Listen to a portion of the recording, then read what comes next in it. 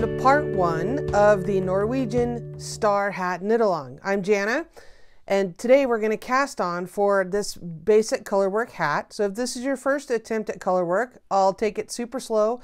And just for a note for you more experienced knitters, this is going to be more the sloth series style of video where I'm going to take it pretty slow for beginner knitters. If you want to fast forward and jump ahead, certainly feel free to do that.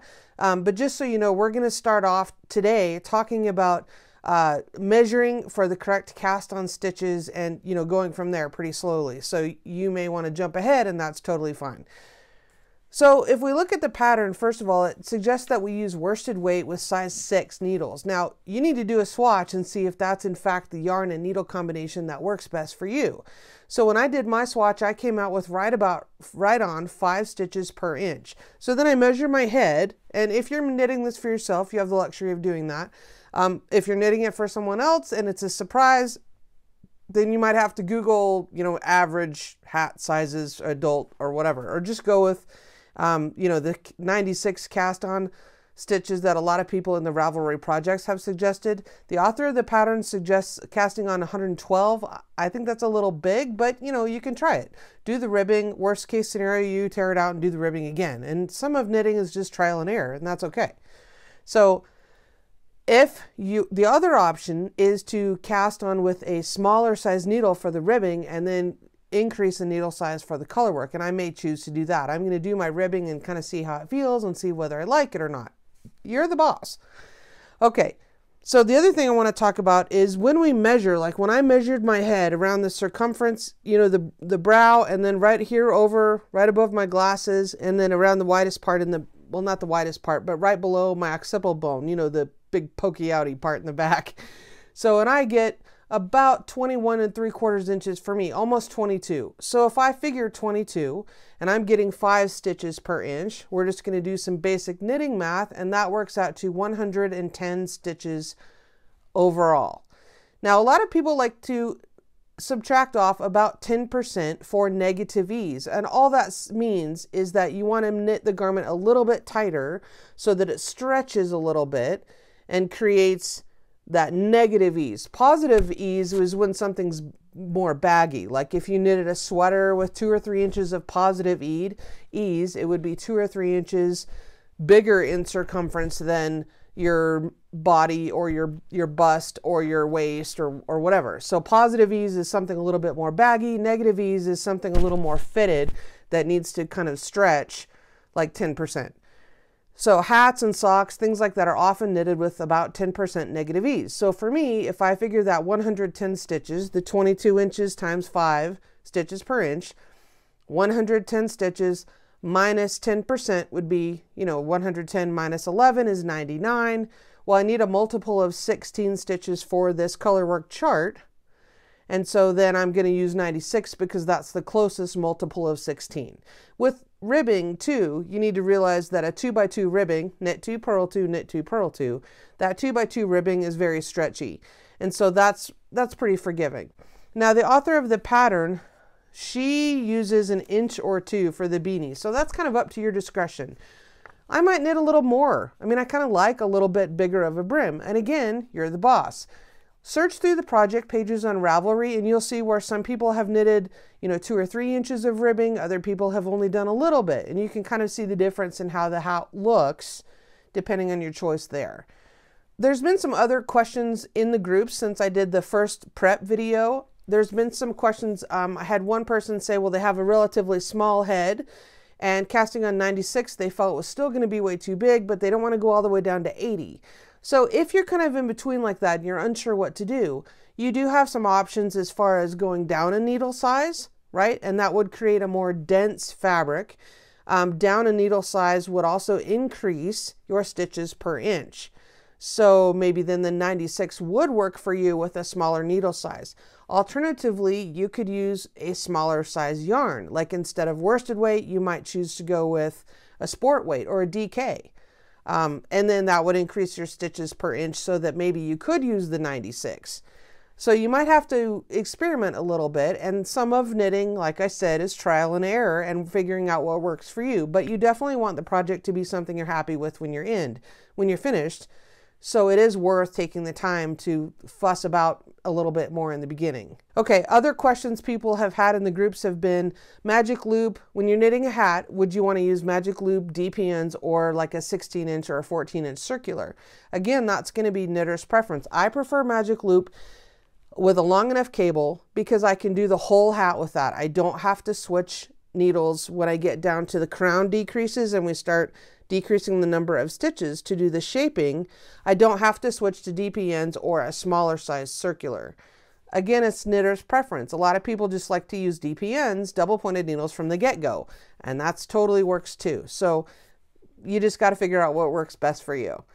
If you choose to start out with like a 16-inch circular, you will need to change to either magic loop, a smaller circular cable, or double pointed needle, simply so you can decrease as we get toward the top of the hat. We're going to go ahead and get started. I'm going to cast on 96 and let's get started. Okay, for the long tail cast on, I've simply made a slip knot to start with and I've put it on my needle. And speaking of needles, I decided to go ahead and try a US size 6, which is a 4mm needle. And then I'll probably switch to a 7 or 4.5mm for the body of the hat. So the way I do it is I just do this pinchy lobster claw kind of a maneuver here, and I go around my thumb and up and over, and then I put the needle up through this triangle that I've made, wrap as if to knit, just the same as you're knitting, slip that over the top and pull that. Okay, let me show you again. Up through, around, and over the top. Up through, around, over the top. And again, if you want to watch this over and over, I do have a more detailed video about the long tail cast on. So I'm just going to do 96 of these, and I'm using magic loop with my favorite ChaioGoo needles. I think that's how you pronounce it. I just recently got this set of ChaioGoo needles, and I'll put the link for that down below if you're interested. They are not inexpensive. I've used the Knit Picks Options Interchangeable set for years and years, and finally they're just wearing out. And yes, I know Knit Picks will replace things that break, but I just decided I wanted to go with a better quality set. You know, I do think you get what you paid for, and I feel like I've used that Knit Picks set for 7 or 8 years, and they're starting to separate here at the cable, and you know, that's understandable. So I just decided I wanted to invest in something else.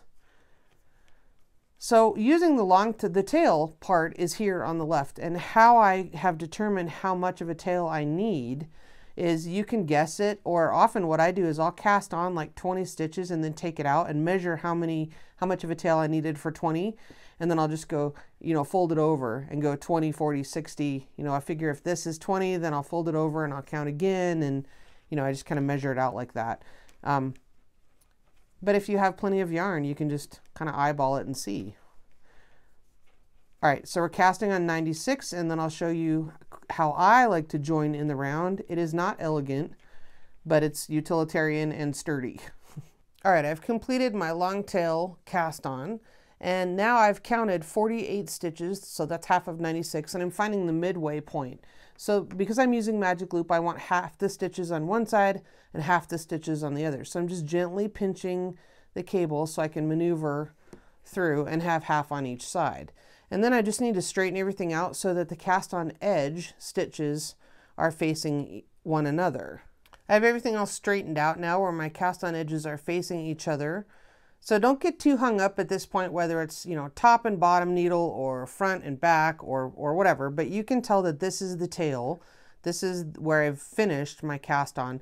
And since we finished here, we're going to begin our round by knitting across these stitches here. So this is where we ended up. This is where we're going. Now, whether that's top or back, it doesn't matter, but it will matter later. But this is what we're doing right now, is just focusing on getting everything straightened out. You definitely don't want to have this twisted. You want to make sure that everything is straight and the cast on edges are facing each other all the way to this midpoint or the halfway point here.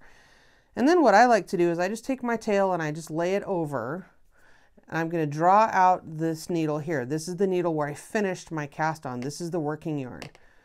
And then I just curl that around and I put it through this first stitch as if to purl.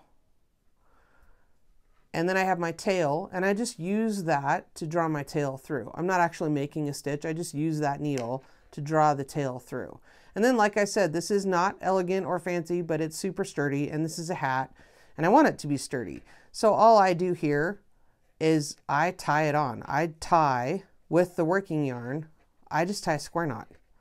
There's lots of ways to join in the round. You can switch places with the first stitch and the last stitch that you did and just continue knitting. A lot of people just keep knitting and they don't make a knot at all. And that's fine. Do what you feel is best. This is just how I choose to do it. So I just make a square knot and I snug that right up. And then I drop the tail. This is my working yarn. So when we're magic looping, I have a loop over here. And then here's my center, or the center of my stitches, that 48. This is my midway point. And if your cable is long enough, it might flip over, but it'll be loose enough that these can stay tight and you won't have a ladder. A ladder is when, you know, they're pulled apart like this, and then the horizontal bar between the stitches gets stretched out and it looks like a ladder. So if your cable is long enough, this will be relaxed enough to stay close together and it won't pull on it. So all the way down here, you can see the cable now makes tension and pulls apart.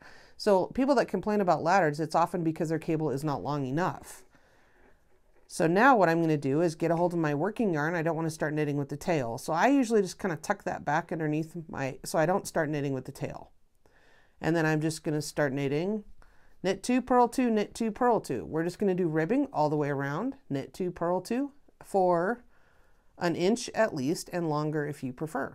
Now I do have another video about joining in the round and magic looping, and I'll put that in the description down below. So that's all we're going to do here is knit 2, purl 2, and do ribbing for at least an inch. Okay, so I've knitted 8 or 9 rows here, and I think this is probably 1.25 inches or so, but I want it to be a little wider, so I think I might go up to 12 or even 16 rows. I'll have to just see. So you'll want to just see what you prefer, you know, and just knit the 2x2 ribbing as far as pleases you, because you're the boss of your knitting. Okay, so finish up knitting the brim to whatever width makes you happy. And again, you might need to experiment with a little bit with the size of yarn you have and the size needles you have, and doing what works best for you after you try it on. And, you know, feel free to try it on, just making sure that you're not slipping it off the needles inadvertently. And then next week, we'll talk about starting the color work chart. Now the chart is written for 3 different colors. I'm only using 2. You do what works best for you and what you prefer. And again, I suggest looking through some of the projects that other people have done on Ravelry. I'll put the links to the pattern down below and to the other videos that I mentioned earlier. So as always, I appreciate it if you like and subscribe, and let me know if you have any questions.